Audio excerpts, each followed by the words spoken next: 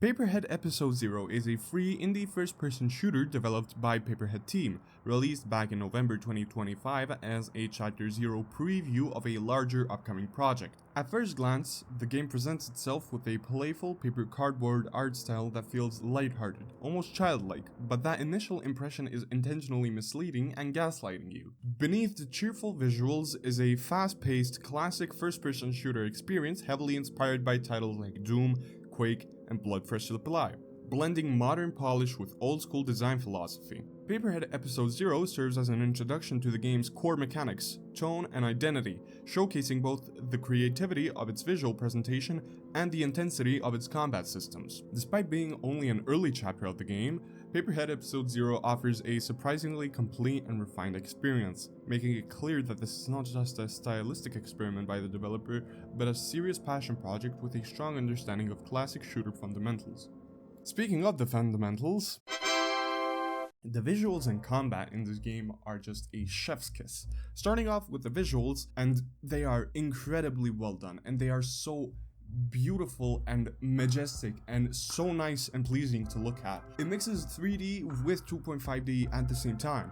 The adorable, playful, and cheerful paper cardboard characters making you think this is a game for children, and then you get hit with this absolutely amazingly done, yet detailed, yet still cartoony gore, guts, and insides. The character designs are very nicely well done, along with the environments, making you think that this is something that maybe a 5th grader would make for a school art project.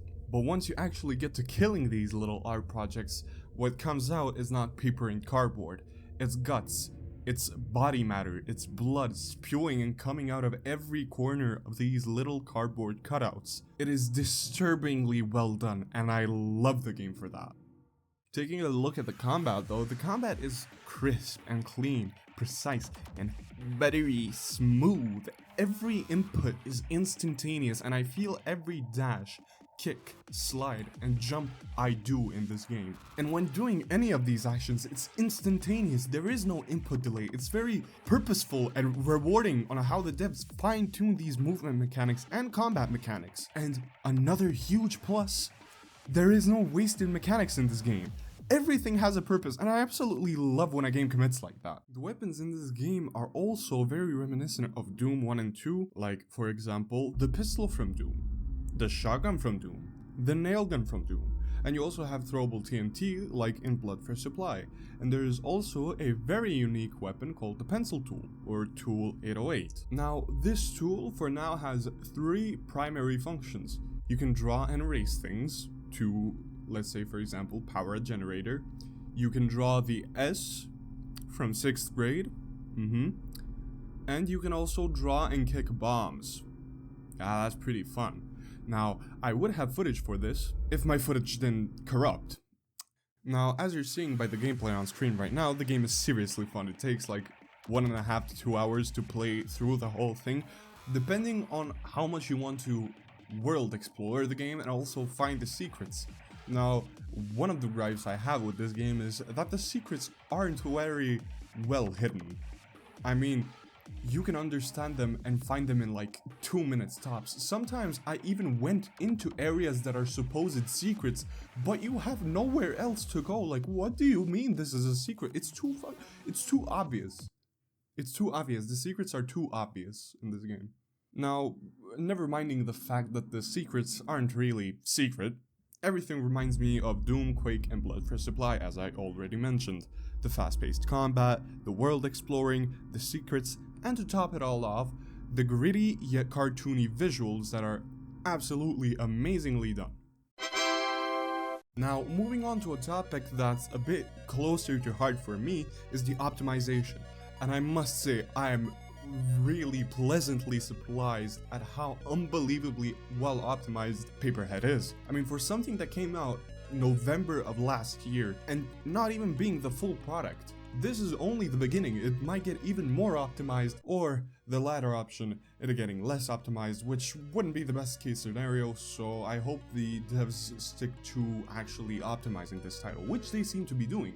Just to give you an idea on how easy this game is to run, The minimum system requirements per the Steam store page are: you have to have Windows 7 64-bit, a 64-bit processor, 2 GB of RAM, a GeForce 9800 GT, a graphics card that is also compatible with version 9.0 of DirectX, and 2 GB of storage, and also any sound card. That is the minimum of minimums. Most low-tier modern laptops absolutely thrash these minimum requirements, so you can positively run this. Now sure, not everything is perfect, there's a stutter here and there, but that's not as big of a deal as some new AAA releases have. Oh hey, I have a whole video on that on my channel, you should check that out probably. And yeah, so when the game saves, it kind of moves my crosshair, and this is just like a really minor gripe, besides the game having secrets that are not really secrets. But everything else is an absolute 10 out of 10, and even more of a plus because it's free. Just like how it's free to like this video and subscribe to the channel. It helps out a lot, and you can always change your mind later. And last but certainly not least is the music and sound design. It's another really big plus of the game. It's nice, it's crispy, impactful, and detailed.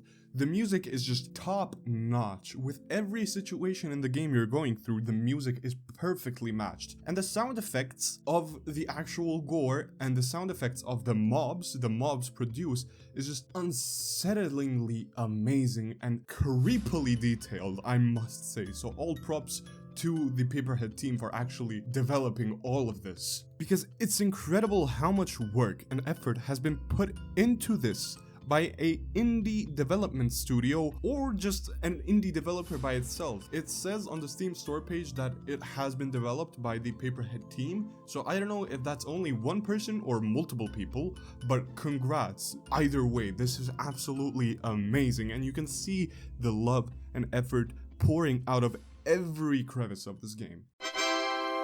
And to wrap all of this up in a nice little bow tie, there's not much more I could have mentioned for this game, considering it's only chapter 0 or episode 0 of I don't know how many episodes there are. So the game is free, well optimized, and low spec, so you have no reason not to try it. It is absolutely oozing and pouring with passion and love by the developers, and all thanks to the Paperhead team for actually developing this absolute masterclass of a game.